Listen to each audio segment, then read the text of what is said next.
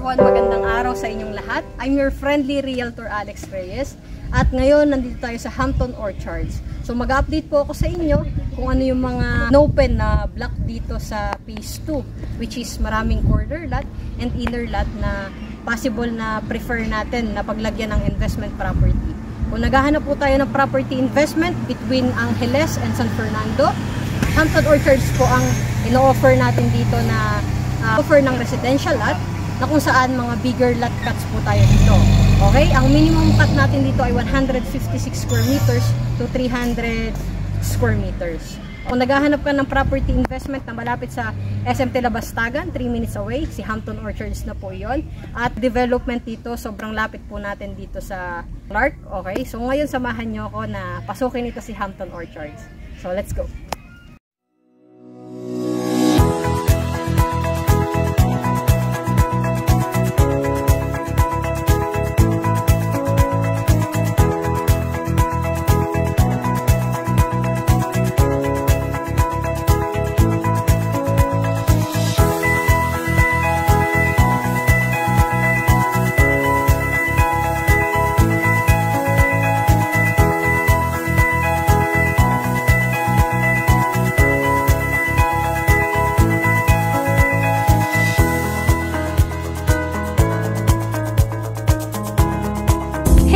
Orchards Mine Gate.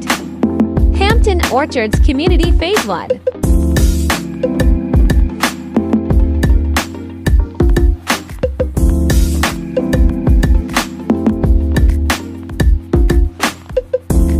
Clubhouse and amenities area.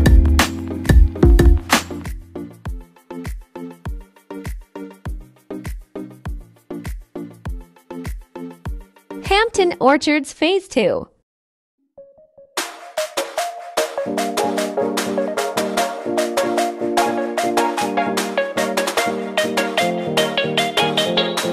Available lot sizes 156 scum to 300 scum.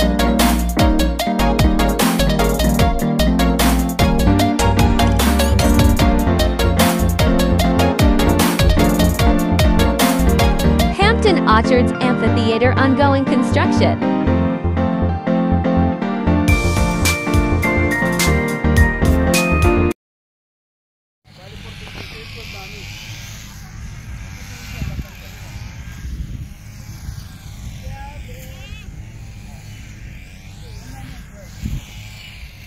Hello everyone! Once again, I'm your friendly Realtor Alex Reyes and we are here at Hampton Orchard Phase 2. So ngayon, meron akong good news sa inyo. Sabi ko kanina, meron tayong bagong open na block dito sa Phase 2. So ang kagandahan dito, nasa main road siya at gitnang-gitna talaga ng buong Phase 2. Okay? So ito ang Block 9. Andito tayo sa Block 9. Ito yung ating bagong ine-endorse ngayon na corner lot, which is 165 square meters. Nasa 4,609,000 pesos pag bank financing. 20,000 pesos only ang reservation fee para ma-acquire natin itong corner lot na 165 square meters. Dahil naka-promo po tayo ngayon, ang ating initial DP investment ay 10% only. Instead na 20%, which is yun yung standard natin. 10% initial DP investment and 90% loanable amount kay bangko. Morning sun na morning sun ito. So yung side na yan facing east. At the same time, ang view po ng lot natin dito ay Sierra Madre. Ito naman, Mount Arayat. Kapag naliliitan naman tayo sa 165 square meters, pwede natin kunin ang kanyang katabi or katalikuran na isa pang corner lot. Kasi po, Block 9, Lot 1. Okay, yung katabi niya naman, Block 9, Lot 2. Mas mataas lang at mas malaki ang kanyang lot area at iba naman ang computation nun. Yung Lot 2 po ng Block 9 is nasa 235 square meters.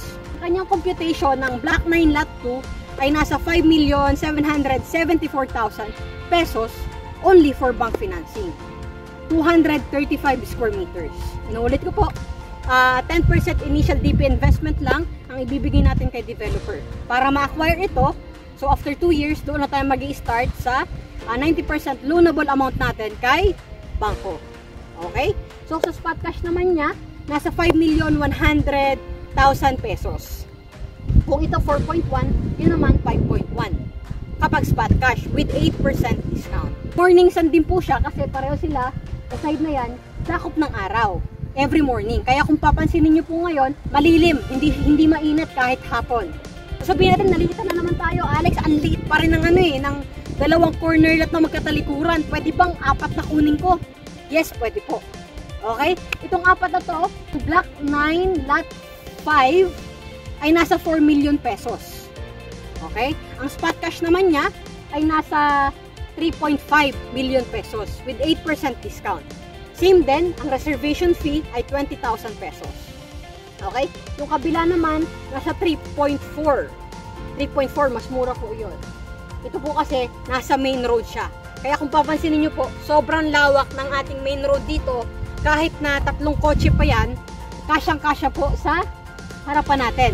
Okay, sabihin na natin may carport tayo sa loob, 2 sasakyan, then yung 2 sasakyan dito sa labas.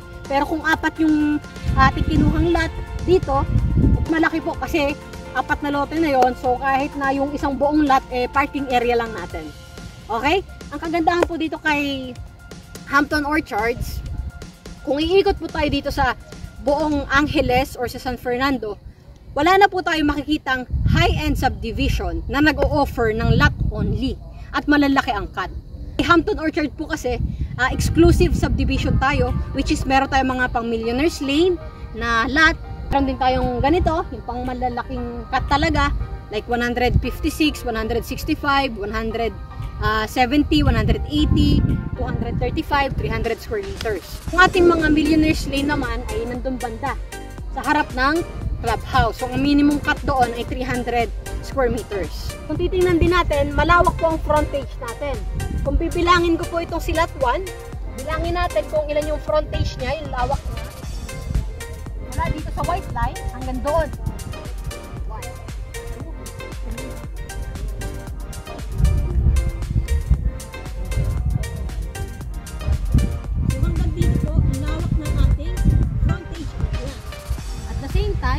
Meron na po tayong drainage doon sa gilid. So kapag umulan, yung water, diretso na po doon sa drainage natin. Kapag meron din tayong mga alaga like mga pusa or aso, yung mga dumi po nila, diretso na po yun doon sa tuwa. So yung drainage na po na yun ay para lang sa atin. Kung sino po ang owner nitong Block 9 Lot 1, sa kanya lang po yung drainage na yun. Sabi ko nga kanina, kung mag-iikot po tayo dito sa Angeles or San Fernando, wala na po tayo makikitang other subdivision na nag-o-offer ng lot only. Si Hampton Orchards ay Bacolor mismo. Malapit tayo sa SM Tilabastagan, 3 minutes away. So yun yung kagandahan sa atin. Kung mag-grocery tayo, malapit lang tayo sa SM. Ngayon, phase 2 po ay may ginagawang mango orchards. Kung po tayo pwede mag-picnic area, pocket parks, amphitheater, outdoor gym, Deal View, marami pang iba. May kataasan na po ang mga lot property dito. Kasi nga, dahil maganda ang location natin. Ang bagong open dito ay si Block 9, Block 8, and Block 4. Kung naghahanap tayo ng mas mura, say for example, Alex, meron bang mas mura pa dyan? Na kasi hindi pasok sa budget ko yung 4 million, 5 million, or 3.8. Nakamababa po natin dito. Meron po tayong 3 million and 3.4. Siyempre, hahanapan ko po kayo ng area kung saan pasok ang budget natin. Pero kung gusto talaga natin ng maganda ang location, malawak ang daan or yung kalsada, siyempre, i-offer ko po sa inyo yung mga prime lots talaga na magagandang location. Say for example, morning sun, malawak ang frontage, may drainage, corner lot. So, depende po sa lot, location kung ano po yun. Doon po nagkakatalo sa presyo. Pero syempre, much better na makapunta po tayo dito sa actual area. Kasi mahirap naman po yung nakikita lang natin sa video or hindi natin nakikita in person. Hindi po natin ma-appreciate pag hindi natin mapuntahan yung mismong community dito sa Hampton Orchards. Pero kung gusto niyo ng pang middle class, meron naman po akong hawak, si Claremont Mabalacat Philinvest. Kapag meron kayong katanungan about sa mga property dito sa Hampton Orchards, don't hesitate to reach me out po. Ilalagay ko ang contact details ko sa baba, phone number ko, Viber, WhatsApp, email. Kontakin niyo po ako agad. Much better po na makapag-usap tayo one-on-one or sa call, or depende po kung pupunta tayo dito, makapag-visit tayo. Much better para ma-explain ko po sa inyo step by step, or ma-clarify ko po sa inyo yung mga questions or maano po sa isipan natin. Kung ako tatanungin nyo, syempre tayo po inaaral po natin ang bawat projects na ino-offer natin sa mga client. Kasi po hindi lang pang local ang ating market, which is meron din po tayong international market. So syempre yung mga international, ang gusto niyan maganda yung location. So for me, Block 9 and Block 1, which is yung Millionaires Lane. Pwede rin po sa Block 8, Block 7, Block 6, Block 4. Depende po sa atin. At wag na po tayo mag-hesitate kung sakasakali na naghahanap talaga tayo ng property investment malapit sa Clark Airport, Clark Railway, SM Tilabastagan, Friendship Gate, casino, hotels, SM Clark, marami pang iba na mga major establishments. Kasi po si Hampton, napapaligiran na po tayo dito ng mga na-develop na area. Ating advantage dito, kapag labas natin dyan, kung ano man yung gusto natin puntahan, malapit lang po tayo. Malayo tayo sa noise pollution and air pollution. Kasi may distance po tayo sa mismong road palabas para hindi natin ramdam na nasa syudad pa rin tayo. I-appreciate po natin yung ambience, parang nasa probinsya pa rin po tayo. Hindi natin maririnig yung mga ingay, yung mga pollution, kasi sa labas, di ba, marami ng sasakyan. Best po na location for me, kung ako po ang tatanungin nyo, ay si Hampton Orchards. Kasi dito po, pang mga high-end, exclusive na tao po yung mga nakatira dito. Meron tayong mga piloto, engineers, actors, lawyer, iba-iba po, mga contractor. Kumbaga, kung medyo maselan tayo sa mga kapitbahay, ganyan natin, Hampton Orchards po ang pinaka the best location dito sa Bacolor na malapit sa Angeles and sa San Fernando. Reach me out, mag-usap po tayo one-on-one, tawag lang po kayo, magpabook po kayo ng schedule, and i-reserve po agad natin yung appointment para ma-priority ko po kayo.